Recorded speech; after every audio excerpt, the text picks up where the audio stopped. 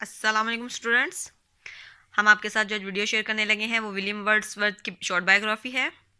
और William Wordsworth 7 अप्रैल 1770 को पैदा हुए हैं और इनकी नेशनलिटी ब्रिटिश है और इनका ज़ेडिक साइन एरीज है और इनके ये फेमस एज ए पोइट हैं और ये पैदा हुए हैं किंगडम ऑफ ग्रेट ब्रिटेन में।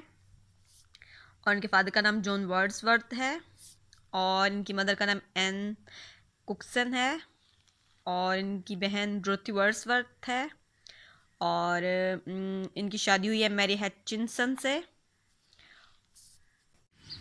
और इनके 5 बच्चे हैं, जॉन, डोरा, थॉमस, कैथराइन और विलियम। और इन्होंने एजुकेशन हासिल की है यूनिवर्सिटी ऑफ कैम्ब्रिज से, ऑक्सफोर्ड ग्रामर स्कूल से और एसटी जॉन कॉलेज से। और इनकी प्लेस ऑफ डेथ है कम्बरलैंड, यूनाइटेड किंगडम और उनकी डेथ डेट है 23 अप्रैल 1850 AD। और इसके साथ ही हमें इजाज़त दीजिएगा। हमारे चैनल को सब्सक्राइब और हमारे वीडियो को लाइक और शेयर करना मत भूलिएगा। अस्सलाम वालेकुम।